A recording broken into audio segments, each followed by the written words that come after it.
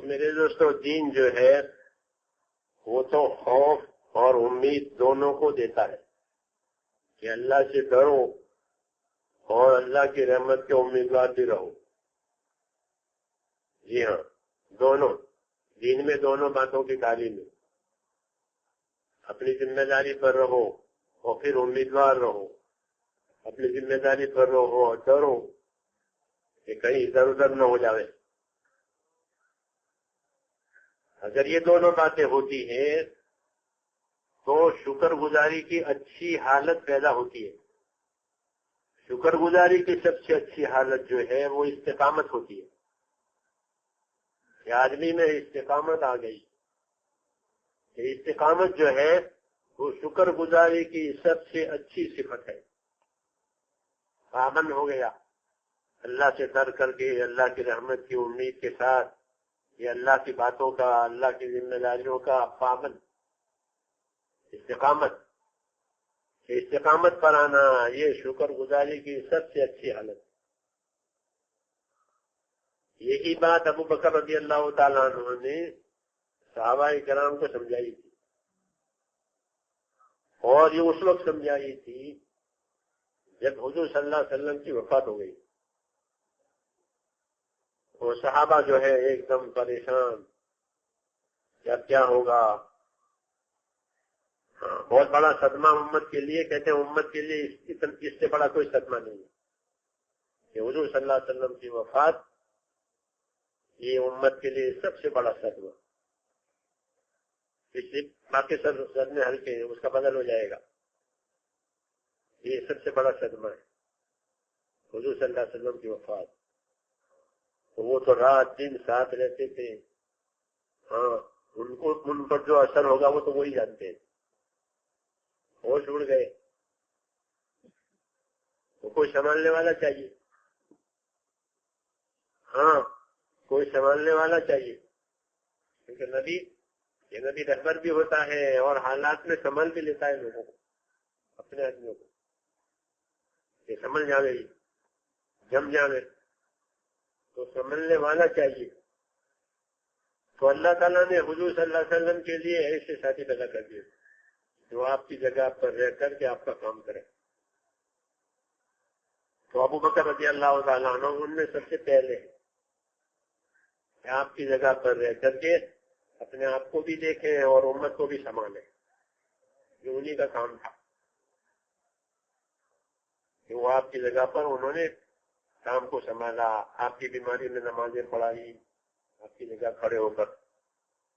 اس لیے ان کے دل میں تھا کہ وہ امت کو بھی سنبھالے. تو ابو بکر رضی اللہ تعالیٰ عنہ مسجد میں گئے اور عمر رضی اللہ عنہ تھے. وہ کچھ کہنا چاہتے تھے لوگوں سے، کیونکہ وہ بھی جانتے تھے حالات کو. تو ان کو بٹھا دیا کہ بیٹھ جاؤ. بیٹھ گئے وہ. پھر یہ کھڑے ہوئے اور بات چیت شروع کی. اس میں یہ بات سمجھائیے جو میں کہہ رہا ہوں کہ سب سے بڑی شکر گزاری کی حالت یہ ہے کہ جو نعمت ملی ہے اس حق کے ادا کرنے پر پابند ہو جائے گا استقامت کے ساتھ. تو میرا محترم دوست بزرگوں، এই যে দিনের জন্য মেহনত করতেছি, দিন হাসিল হোক, তো দিনের মধ্যে দুইটাই জিনিস. একটা হলো যে ভাই আল্লাহকে ভয় করা, আরেক হলো আল্লাহ তাআলার রহমতের আশা করা. তো আল্লাহ তাআলার ভয়ও আছে দিলে, আবার আল্লাহ তাআলার রহমতেরও আশা. তো যখন এই দিন মানুষের মধ্যে আসে তো এই দুই জিনিস পয়দা হয়. একটা হলো আল্লাহর ভয়, আরেক হলো আল্লাহ তাআলার রহমতের আশা. তো এই দুই জিনিস যখন পয়দা হয়, এই দুই জিনিসই মানুষের মধ্যে শুকর গুজারি নিয়ে আসে, শুকর গুজারির অবস্থা সৃষ্টি করে. শুকর গুজারির যে সমস্ত গুণাবলী দরকার সেগুলি মানুষের মধ্যে পয়দা করে. আর শুকর গুজারির মধ্যে যে সমস্ত গুণাবলী দরকার তার মধ্যে সবচেয়ে বড় জিনিস যেটা, সেটা হলো ইস্তেকামত. যে আল্লাহ পাকের তরফ থেকে যে জিম্মেদারি, যে হুকুম আসছে এইটার উপরে জমা আর এটার উপরে কায়েম থাকা, সর্বাবস্থায় কায়েম থাকা. যে কোনো অবস্থা এরকম যে খুব মুআফিক অবস্থা এবং পরিবেশটা এরকম যে সহজ চলতে, সেই সময় সে এটার উপর জমে থাকে।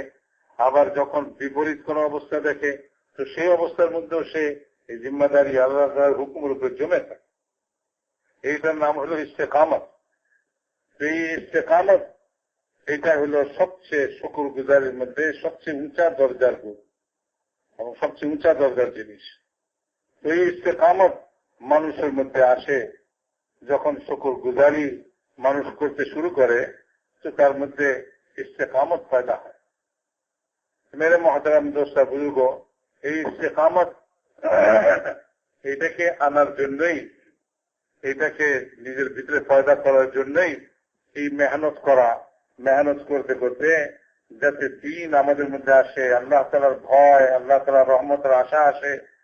তো যখন ভয় আর রহমতের আশায় দুইটা একত্র হবে, তো শুকরের অবস্থা সৃষ্টি হবে। শুকরের অবস্থার মধ্যে উন্নতি করতে করতে করতে করতে মানুষ ওই উঁচা দরজার, উন্নত দরজার শুকর গুজারি যেটা, সেটা হলো দ্বীনের উপরে ইস্তেকামত, মেহনতের উপরে ইস্তেকামত। সর্বাবস্থায় সেই মেহনতকে ধরে রাখে, এদের উপরে জমে থাকে। তো মেরে মহতারাম দোস্তা বুজুর্গ, বলে যে এই জিনিসটাই হযরত আবু বকর সিদ্দিক রাদিয়াল্লাহু তাআলা আনহু রাসূলুল্লাহ সাল্লাল্লাহু আলাইহি ওয়াসাল্লামের ইন্তেকালের পরে যখন সাহাবাদের অত্যন্ত অবস্থা খারাপ হয়ে গেল, দুঃখ কষ্ট মনের মধ্যে, উম্মতের জন্য সবচেয়ে বড় দুঃখ, বড় আঘাত রাসূলুল্লাহ সাল্লাল্লাহু আলাইহি ওয়াসাল্লামের ওফাত, হুজুর সাল্লাল্লাহু আলাইহি ওয়াসাল্লামের ইন্তেকাল। কারণ অন্যান্য সব রকম যে যা কিছু গেছে সেটা হয়তো বদল হয়ে যাবে, কিন্তু আল্লাহ রসুল দুনিয়া থেকে চলে গেছেন, এটার বদল তার হবে না। সেই জন্য বলেন যে উম্মতের মধ্যে, উম্মতের জন্য সবচেয়ে বড় আঘাতের জিনিস আর সবচেয়ে বড় দুঃখের জিনিস যেটা, সেটা হলো রাসূলুল্লাহ সাল্লাল্লাহু আলাইহি ওয়াসাল্লাম দুনিয়া থেকে বিদায় হওয়া। সাহাবাদের উপরে এটা বিরাট এক আসর। সাহাবারা বেদিশা হয়ে মনের মধ্যে বিভিন্ন রকমের কথা আসতে লাগলো। রাসূলুল্লাহ সাল্লাল্লাহু আলাইহি ওয়াসাল্লাম দুনিয়া থেকে চলে গেছেন, একেবারে সব বেহাল হয়ে গেল। তাহলে ওই সময় হযরত আবু বকর সিদ্দিক রাদিয়াল্লাহু তাআলা আনহু তিনি উম্মতকে সামলাইলেন। সাহাবারা জমা ছিলেন, হযরত ওমর রাদিয়াল্লাহু তাআলা আনহু সেখানে ছিলেন। তিনি কিছু বলতে চাইতেছিলেন, হযরত আবু বকর সিদ্দিক রাদিয়াল্লাহু তাআলা আনহু তাকে বসাই দিলেন যে বসো। তারপরে হযরত আবু বকর সিদ্দিক রাদিয়াল্লাহু তাআলা আনহু কথা বলতে শুরু করলেন। তো হযরত আবু বকর সিদ্দিক রাদিয়াল্লাহু তাআলা আনহু রাসূলুল্লাহ সাল্লাল্লাহু আলাইহি ওয়াসাল্লামের পরে উম্মতকে সামলাইছেন। কারণ নবীর কাজ হল যে তিনি মেহনত করে তার পরবর্তীতে উম্মতকে সামলানে वाला তৈরি করেন। তো হুজুর আকরাম সাল্লাল্লাহু আলাইহি ওয়াসাল্লাম আল্লাহ তাআলা তাকে এরকম সঙ্গী দিলেন যারা তার ইন্তেকালের পরে উম্মতকে সামলাবে। তার মধ্যে সর্বপ্রথম হযরত আবু বকর সিদ্দিক রাদিয়াল্লাহু তাআলা।